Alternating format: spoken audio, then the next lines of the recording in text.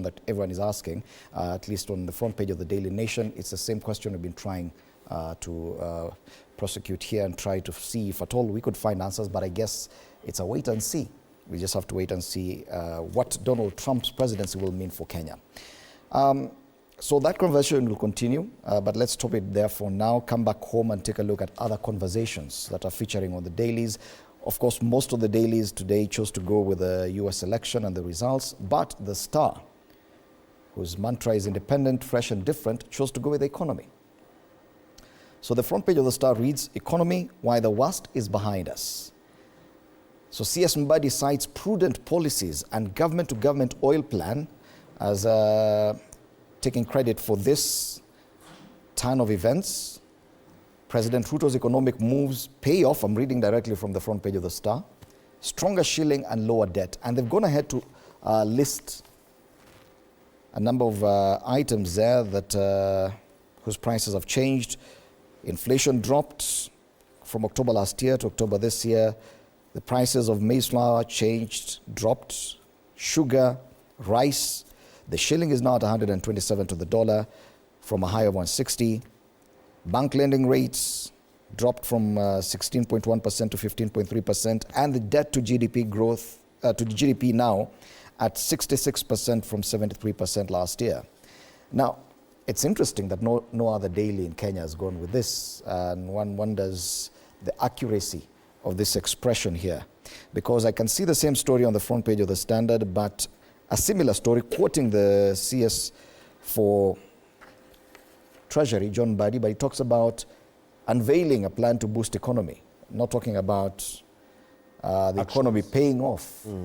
Is it too soon, Bwana Sossion, for Bwana Mbadi to start saying that it is paying off? Because if you ask any Kenyan, they are not feeling this. Listing it on the front page of a newspaper may not necessarily mean that that is what Kenyans are feeling. You know, economic transformation is not an event.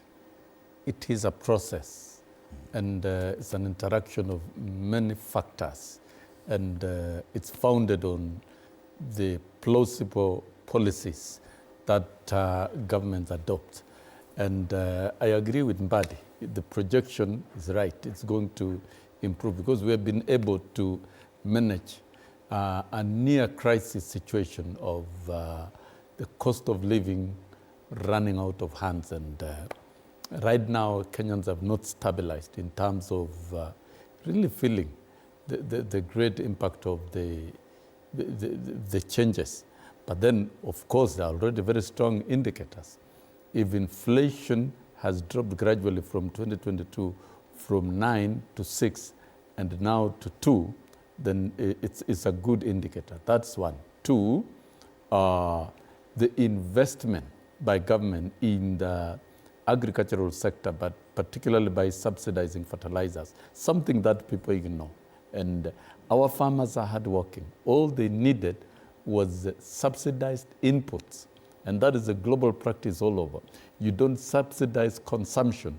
The initial policy of the previous administration of subsidizing consumption was actually a shortcut of embezzling public funds without any significant change in cost or even transferred benefits to consumers in real economic situation.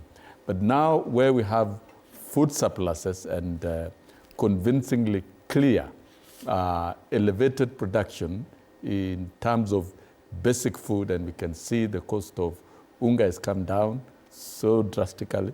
The cost of other commodities like sugar, rice, and the rest, they've come down. It's affordable, and it's available and reliably for quite a period of time. Then that really you can't ignore. It's a big indicator. And then the stabilizing of the shilling against the dollar, and we hope now with the change in the US administration and other things, we pray that our shilling remains resilient against the dollar so that it doesn't affect our people further. Okay. What Mbadi is doing, and Mbadi has come out to communicate very clearly. He's a very honest minister. We saw him as a chairman of PAC in the National Assembly, and is communicating very clearly. And he's saying, yes, they're engaged in further intervention measures so that the economy can look better for Kenyans. which I think that is a good, let's do the right thing in terms of transforming the economy of this country. And let me tell you, Fred, the president was elected on a platform of transformation, and he has made it very clear that we must transform the country. Okay. To the extent that he has invited even persons outside his own political party and his own government, from outside government, to work together.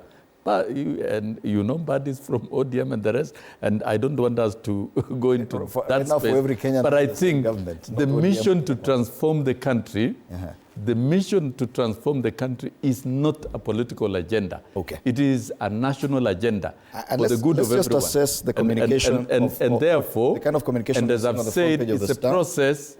We'll be able to see more indicators and more strategic It's good that you talk about the process, because the Standard talks about the process, and it quotes the CS on the Standard, page 10, in the face of a sluggish economy and public